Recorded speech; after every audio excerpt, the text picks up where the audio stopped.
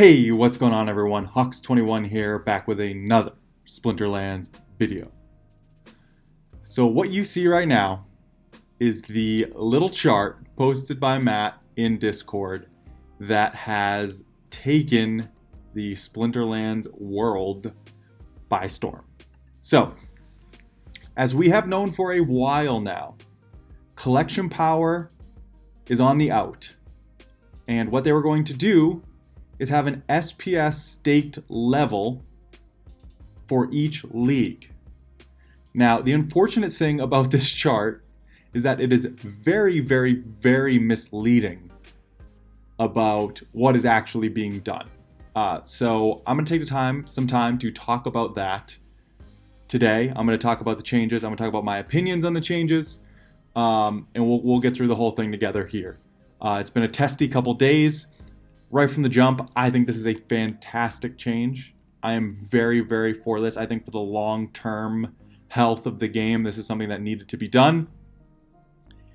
But we're going to talk about it. One thing I do ask is that before you jump in the comments on this video, because I know there will be comments, there will be questions, some people feel very strongly about this in a negative way, I encourage you to watch the entire video.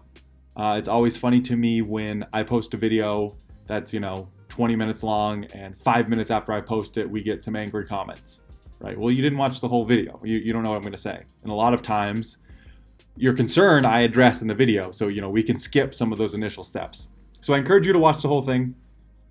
We're going to get through it. Let's do it. So, right off the bat, collection power became a bad metric for determining what league you should be playing in, right? There were just too many cards at some point where, it was very easy to get collection power. It was way too cheap, way too simple to get collection power. Collection power just lost its meaning, effectively, is how I would describe it. On top of that, collection power it was a very, very complicated system, right? Different sets of cards had different types of power. Gold cards had different power. Different rarities of cards had different power. Different rarities of gold cards had different power. So it was a lot of things to keep track of. And this is something I think we take for granted, or I guess the players who have been here for a while take for granted. I haven't had to worry about power in a really long time because I have enough power to play at any league. So for me, I haven't thought about power. But for new players coming in who are trying to buy cards and build out their deck, power is a very, very important thing to understand. And it's very confusing. It's hard to keep track of which cards are worth what's the best way to do it. Peak Monsters has some tools for this, but that still requires you to leave the site. It's just not a very intuitive thing. So the combination of those two things, sort of power losing its meaning over time, and creating a more simple thing for new players coming into the game, right? This is much easier. You need certain amounts of SPS to do certain things at certain levels, right? You need to do one thing. You need to acquire SPS to do certain things. Easy, simple, not that complicated. Okay. So I was very careful during that first part not to say required, because there is 0 SPS requirement. So that's what's very misleading about this chart. And I think what initially got a lot of people up in arms. I have noticed that some of the rhetoric has cooled down a little bit once more people have sort of understood what's happening. But this is not a required amount of SPS. This is what I would call the amount to get the baseline reward. And the baseline reward is something I think is a very important thing to understand, something that isn't understood very well, and part of what's creating all this confusion. So let's go take a look at a better chart. Before I do, I should say, none of this is obviously final until it's implemented. So these numbers here, I don't know how final the team thinks they are. This next chart, I don't know how final it is. This stuff could be adjusted. I'm just showing you what's currently out there, right? As always, when we show new cards and abilities before they're launched, those are all subject to change, just like these numbers are subject to change. I'm just operating off the information we have now. Okay, so this came out. This is obviously a bit more complicated, right? But there's a couple of things to get into here. that more accurately describes what's happening. So don't think of 100% as 100% of what you're currently earning, okay? Because that's going to change. So let's talk about the concept of where do these rewards come from? What is the baseline reward that's spit out before win streaks, before gold foil boosts, before alpha boosts if you're playing in wild, before card level reductions? So I'm going to simplify this. It's a much more complicated process than this, but basically there are set pools for each league that are constantly adjusting over time.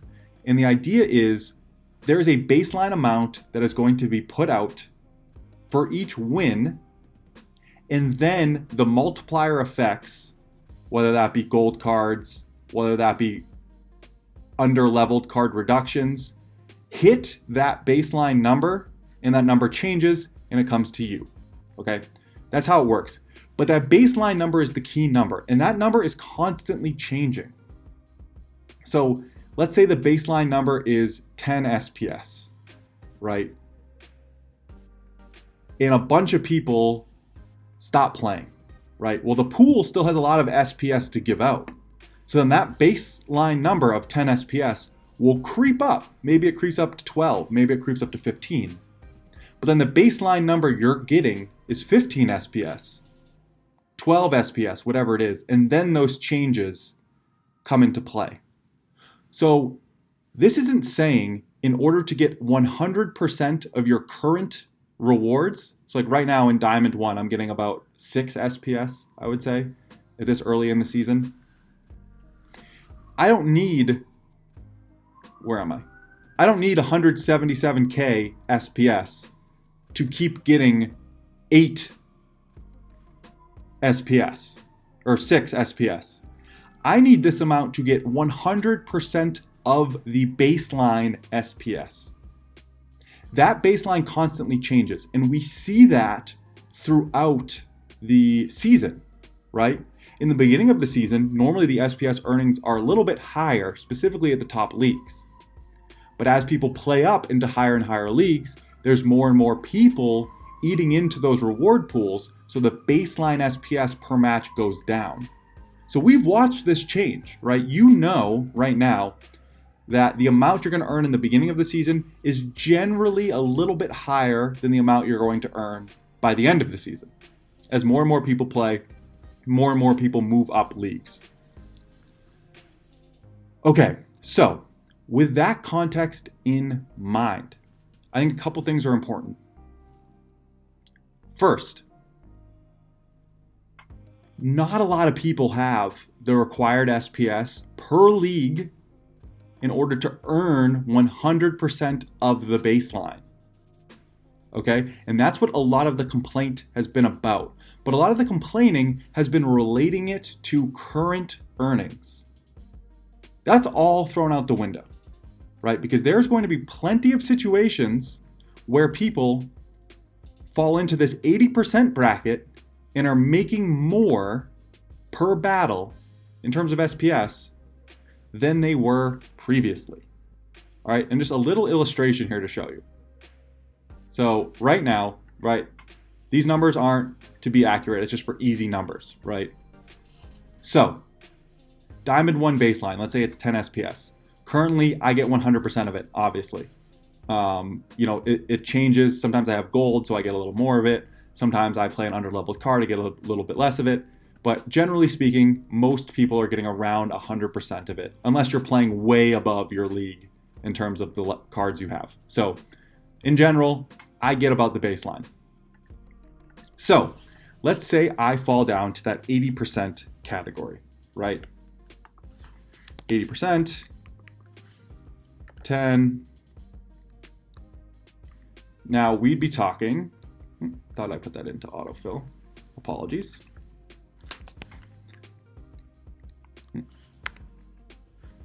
Having some technical difficulties with my keyboard. Here we go.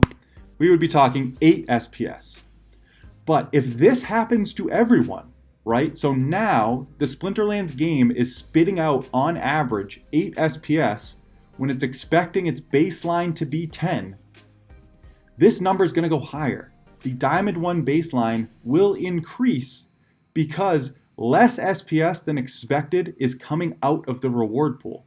So it could be 80% for me, right? But it could be 60% for others, right? So instead of the 10, someone's getting 6 SPS. All right, for me, I'm getting 80. So what happens to this number? This number increases. Sometimes it could go to 12, 9.6, now basically in line. Maybe it goes all the way up to 15, 12. Now all of a sudden I'm making more SPS because the baseline went higher because everyone else is earning less. That's a really important thing to understand. There's sort of two mechanisms that are going on. There's the baseline number that's being put out and your percentage. So now, this is another thing that's going to be playing into the whole complicated equation. It is not as simple as, right now I earn 6 SPS per match, I'm going to be in the 70%, that means I'm going to earn 70% of 6 SPS. That is not how it's going to work. Effectively, what's going to happen is if you are above average in terms of SPS staked at the league you play at, there's a decent shot you're going to earn a little bit more SPS. If you're below average, there's a decent shot you're going to earn a little bit less SPS. You could play, like look at this, look at these baselines, right? You could have 5,000 SPS and still get 10% of the baseline for Diamond 1. And there's going to be some gamesmanship here because if we look here, let's take 40. Where's a good example of 40? Here we go. So how do we, let me find something good. All right. So let's say you have 65K SPS. All right. There could be a situation where you might be in Diamond 3. What's 90% of the, it'll probably be better if I actually go across rewards. So if you have,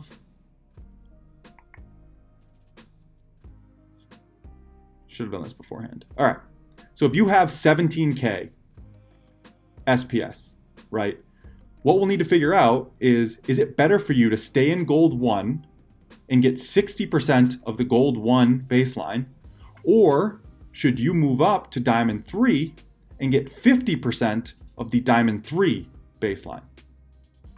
We're going to need to figure that out. There's going to be some math here. It's going to be stuff that changes over time. Like just recently, we saw the earnings breakdown between Wild and Modern flip. For a while, Modern was earning more, but I think enough people started playing in Modern at the higher levels that all of a sudden Wild started earning more. So it's really important to understand this concept of a baseline. I talked about that for way longer than I wanted to, but I think it's really important to understand. Everyone, for the most part, is going to be dragged down by this. And we are now in a situation where you're able to increase your rewards by playing and reinvesting. That is such an amazing incentive structure, right? Every SPS I earn that I reinvest in the game is going to get me closer to getting more of the baseline. That's such a good setup. And I've seen some complaints where, you know, everyone gets pushed down, right? So the people who do understand the baseline, right? The idea is everyone gets pushed down. And then the people who are earning more are going to be able to get back up quicker, right? Well, yeah, of course.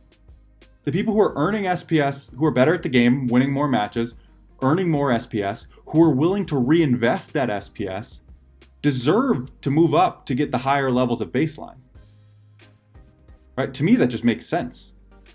If you're going to play and take the SPS out, which is totally your right and good for you, you don't deserve to have the same trajectory within the game as someone who's putting money back into the game.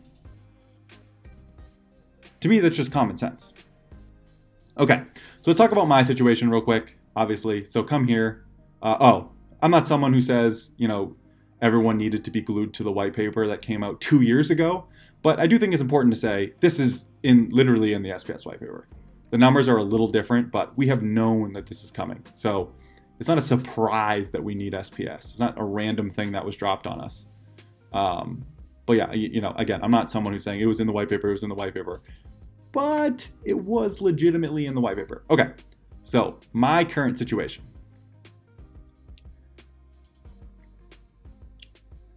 I am at about 44, and actually, if you come here, on the news, I went in and I had a bunch of other tokens and stuff, a bunch of swap hive that I get from the Peak D blogging, and I put it all in the SPS. So I have to transfer in, another 5.5K.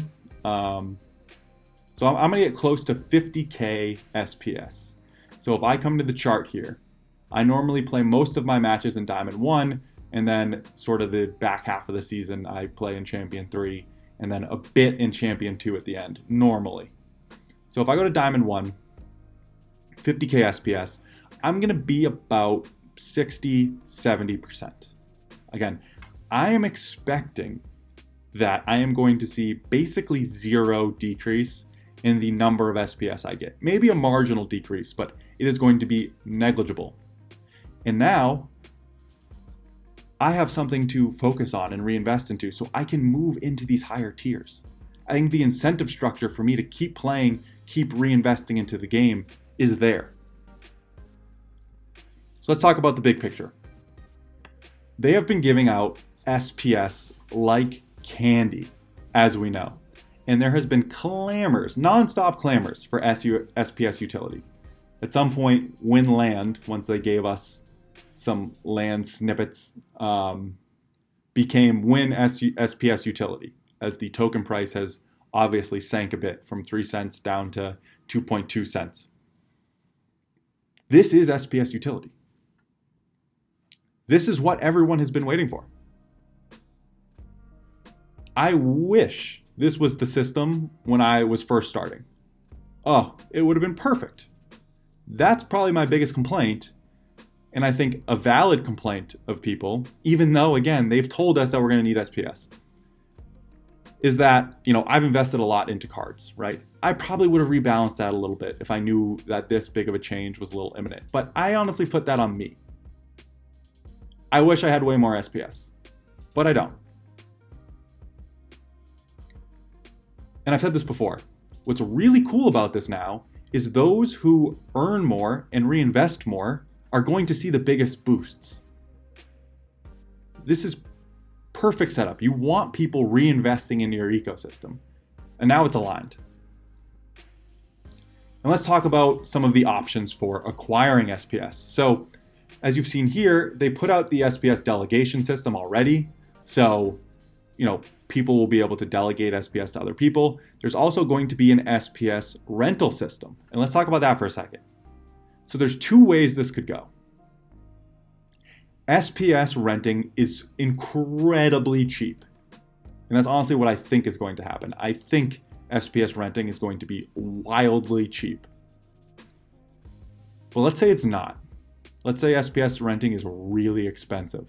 Let's say there's some whales who band together and say, you know what, we're not going to rent SPS to people. We're going to keep, almost like OPEC or something. Like, we're going to set the price of SPS rentals.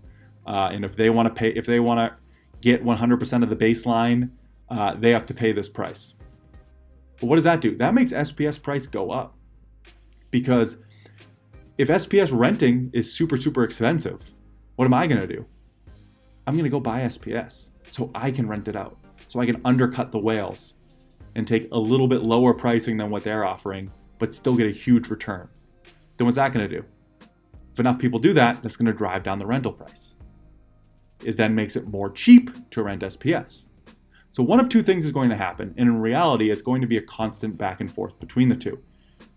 It's either going to be really, really cheap to rent SPS, or the price of SPS is going to go up. To me, that is a win-win. If the price to rent SPS is low, then what we're talking about right now becomes less and less relevant. Because if you want to pay a little bit, to get 100% of the baseline, even though I don't think that's going to be necessary, you can do that.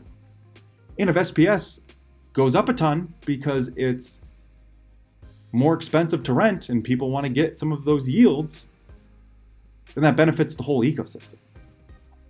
You know what also happens? Rewards go up. So if SPS doubles, hypothetically, I'm not saying what I'm saying is going to happen, but if SPS goes from 2 cents to 4 cents and your rewards go down by 25% in terms of the number of SPS, guess what? You're still earning more in USD.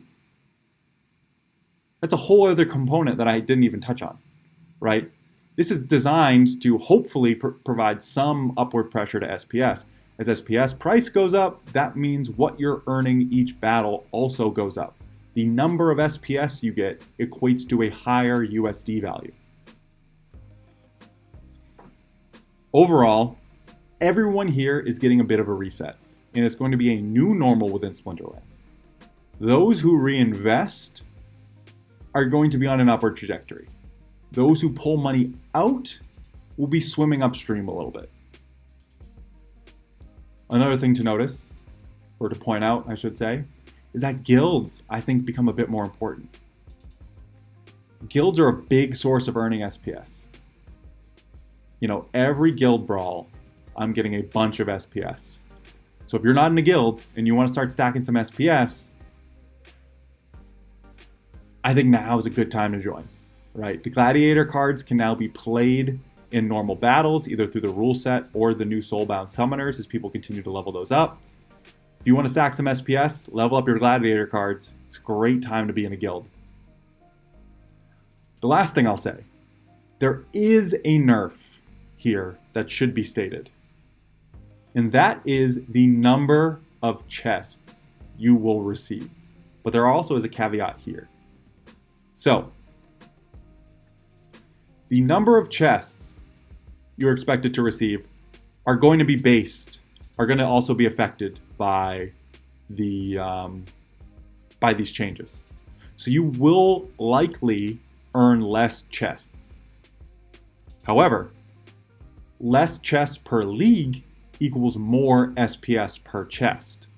So the chests themselves will become a bit more valuable in higher SPS numbers. I don't know if that's how it also works for merits, so it might become a bit value in higher numbers of merits as well. But the nerf here is in the chances to get cards, right? Less chests equals less chances to get cards. So that is 100% true. I think one thing that has happened, one thing that has been nerfed by this new system, is that it'll be harder to get the soulbound reward cards. Now, people have differing opinions on that. I personally think the rate at which I've been able to level these up was a bit faster than I was expecting. And I think it was a bit faster than the game was expecting. I mean, there's some squabble about sort of a silent nerf in the reward card drop rates already. So I think this is something that the team is aware of and wants to change. But if you want to call that a nerf, I would agree with you. I think this is going to lead to less chests, which is going to lead to less opportunities to pull soulbound reward cards, in my opinion. But personally, I kind of like that nerf. I thought the leveling up was happening a bit too quickly for my liking. But I'm going to leave it there. It was a little ranty there in the middle when I was talking about that baseline idea. But I think it's really, really important to understand.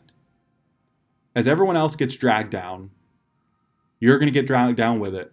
That's going to put the baseline higher per league, and everyone gets a bit of a reset. I think people thinking that they're going to get a ton less SPS per match here are incorrect, will be proven to be incorrect, but we'll see how it shakes out. I'm excited. Long term, I think this is a fantastic and necessary change. I'm super excited for it. I got to get some more SPS. So I'm going to leave it there. Hope you guys enjoyed. Again, I hope you watch this whole thing before you guys comment, but I do want to hear your opinions. I do want to hear your thoughts. Let me know in the comments. I will talk to you guys soon, and see you around the game.